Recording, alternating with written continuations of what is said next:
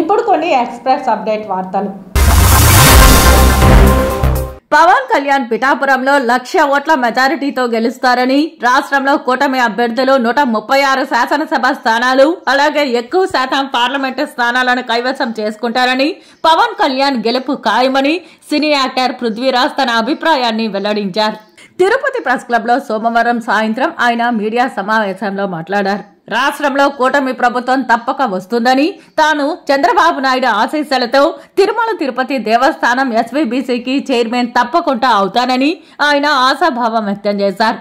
Land titling act ను కూటమి రాగానే రద్దు చేస్తామని ఆయన పేర్కొన్నారు. చంద్రబాబు నాయుడు అధికారంలోకి రాగానే సంక్షేమ పథకాలను తీసేస్తారని, తప్పుడు సమాచారాన్ని ప్రజలకు తీసుకెళ్తున్నారని, అది వాస్తవం కాదని, పథకాలను మరింత రెట్టింపు చేసి ప్రజలకు అందిస్తామని ఆయన పేర్కొన్నారు.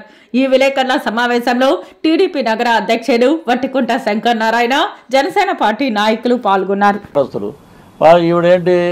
ఈవిడేమో గుడ్ మార్నింగ్ ఎలా అనొచ్చు, ఇలాగ పైకి జన సైనికులను రెచ్చగొట్టాకి గుడ్ మార్నింగ్ అని ఎలా ఉంది.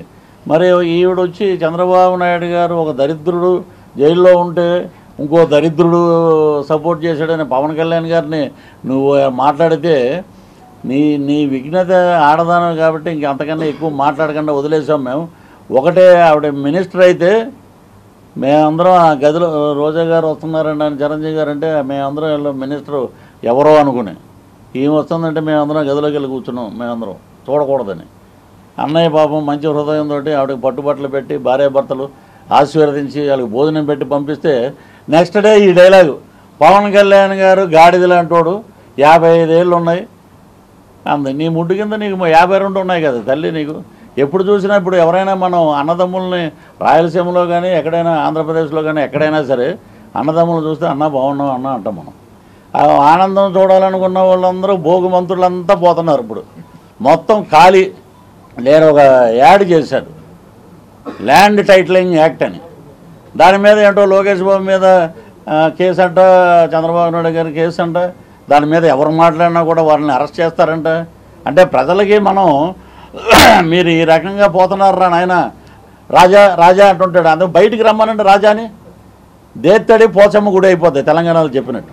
బయటకు వచ్చి మీరు మాట్లాడమనండి. ఇదే తిరుపతిలో నేను ఛాలెంజ్ చేస్తున్నా, తిరుపతిలో ఎక్కడైనా ఒక మీటింగ్లో నిలబడమనండి. ఆయన వీళ్ళందరూ ఏంటంటే గట్టిగా మాట్లాడు. ఆవిడెవరో యాంకర్ శ్యామలాగదేవి అంట, బెట్టింగ్ రాని ఆమె, బెట్టింగ్ యాప్లకి యాంకరింగ్ చేస్తుంది. ఆమె వచ్చేసి వైజాగ్లో మాట్లాడితే మహిళలంతా చీ అంటున్నారు.